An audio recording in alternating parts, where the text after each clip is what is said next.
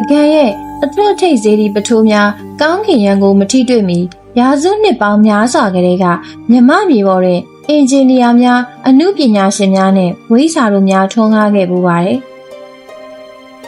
1000စုနှစ်ကျော်တိုင်အောင်ပြူလူမျိုးတို့ဟာမြန်မာနိုင်ငံရဲ့အညာဒေသအပူပိုင်းစုံကိုစိမ့်လန်းဆိုပြေသောမြို့ပြနိဗ္ဗာန်တစ်ခုဖြစ်ပြောင်းလဲခဲ့ကြပါတယ်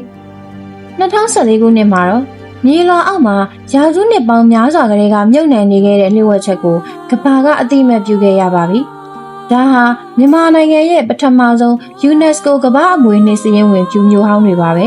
။ဗိသနိုးဟာယုံကြည်ကိုးကွယ်မှုရဲ့မြို့တော်၊ဟန်လင်းဟာမီလီယံတွေရဲ့မြို့တော်ဖြစ်ခဲ့တယ်လို့ချက်တီအပေါင်းနဲ့ပြည့်စုံသောမြေလို့အဓိပ္ပာယ်ရတဲ့တရေခေတ္တရာဟာလည်းထိုမြို့များအလုံးရဲ့အထွတ်ထိပ်မှာဝင်ကျော်စွာတည်ရှိနေခဲ့ပါတယ်။တရေခေတ္တရာဟာမြို့တစ်မြို့သက်သက်မဟုတ်ခဲ့ပါဘူး။ဆယ်မြောင်းတာတမန်နီးပညာတွေရဲ့အမခန်းလက်ရာတစ်ခုလည်းဖြစ်ပါတယ်။14ကီလိုမီတာနီးပါးကျယ်ဝန်းတဲ့စက်ဝိုင်းပုံအုပ်မြို့ရိုးတွေဟာတိုးတက်တဲ့လူဖွဲ့စည်းတစ်ခုကိုကာကွယ်ပေးထားခဲ့ပါတယ်။အလွန်ပူပြင်းတဲ့အညာဒေသမှာပြူလူမျိုးတွေဟာဆယ်မြောင်းတွေနဲ့လူလုရေကန်တွေကိုစနစ်တကျတည်ဆောက်ခဲ့ကြပါတယ်။သူတို့ဟာအသက်ရှင်ရုံနဲ့မကပဲအဆင့်မြင့်စံစဘာစိုက်ပျိုးရေးနည်းပညာနဲ့ပါကြွယ်ဝချမ်းသာလာခဲ့ကြတာပါ။ဒီနေရာမှာပဲပြူတွေဟာကိုယ်ပိုင်စာပေကိုထွန်းကားစေခဲ့ပါတယ်။အိန္ဒိယတောင်ပိုင်းဗျာဟမီရေးသားကနေဆင်းသက်လာတဲ့ဒီစာပေဟာယနေ့ခေတ်မြန်မာအခရာတွေရဲ့ရှေ့ပြေးအတန်ထွက်စနစ်ဖြစ်လာခဲ့ပါတယ်။တရေခေတ်တရားမှာ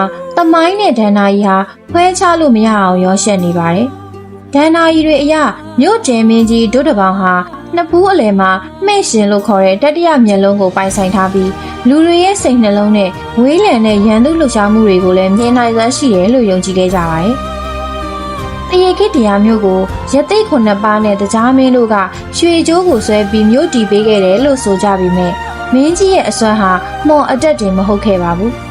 သူဟာလူမျိုးစုတွေကိုဗုဒ္ဓဘာသာအောက်မှာစီးလုံးအောင်လှုပ်ဆောင်နိုင်ခဲ့တဲ့နိုင်ငံရေးပါရမီရှင်လည်းဖြစ်ပါတယ်။တရေခေတ္တရာဘရင်ဒုတပေါင်းနဲ့ဗိသနိုးဘရင်မပန်ထရာတို့အားပြိုင်ခဲ့တဲ့ဇလန်းကတော့လူသိများကြော်ကြားလာပါတယ်။ဘရင်မရဲ့အကြံစီနဲ့မျက်နှာတုပ်ဘွားကိုတုံးမိရာကနေမင်းကြီးဟာမှဲ့ရှင်တကိုးကွယ်ခဲ့ရပါတယ်။ဒါဟာနိုင်ငံရေးအရာအာဏာအလှည့်ပြောင်းဖြစ်လာတဲ့သင်္ကေတတစ်ခုလည်းဖြစ်နိုင်ပါတယ်။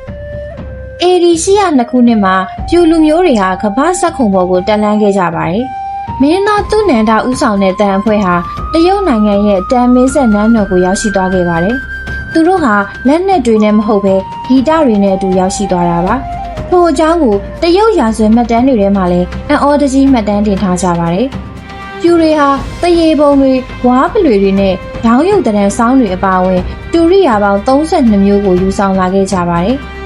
သူတို့ရဲ့သချင်းတွေဟာနက်ပြည်ကတေးတံတွေလို့တောင်တင်စားခံခဲ့ရပါတယ်။ဒီဖျော်ဖြေမှုဟာအလွန်ထူးခြားလွန်းလို့တန်မင်းဆက်ရာဇဝင်သစ်မှာတရားဝင်မှတ်တမ်းတင်ခံခဲ့ရပြီးပြူလူမျိုးတွေရဲ့ယဉ်ကျေးမှုမြင့်မားမှုကိုလည်းသက်သေပြခဲ့ပါတယ်။ပြူတို့ရဲ့ဝိညာဉ်ကိုမြင်ခြင်းရင်ဘောဘောကြီးစေတီကိုကြည့်လိုက်ပါ။153ပေမြင့်တဲ့ဒီစေတီဟာနောက်ပိုင်းပေါ်ပေါက်လာမဲ့မြမဖျားပထိုးတွေရဲ့မူလစံပြပုံစံဖြစ်ပါတယ်။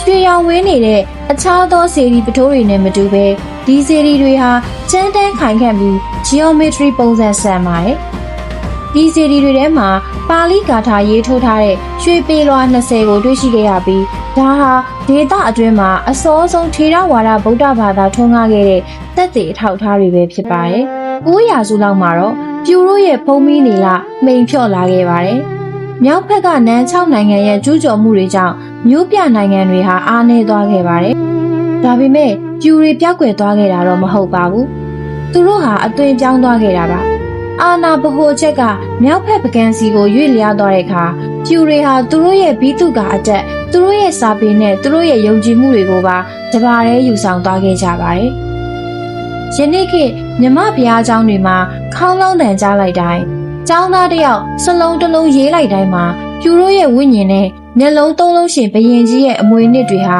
ဆက်လက်ရှင်သန်နေအောင်မှာဖြစ်ပါတယ်။အခုလိုမျိုးမြန်မာနိုင်ငံရဲ့ထူးဆန်းအံ့ဩဖွယ်ကောင်းတဲ့သမိုင်းချက်လက်တွေကိုကြည့်ရှုလေ့လာခြင်းနဲ့ဆိုရင်တော့ဒီ channel လေးကို like and subscribe လုပ်ထားဖို့မမေ့ပါနဲ့နော်။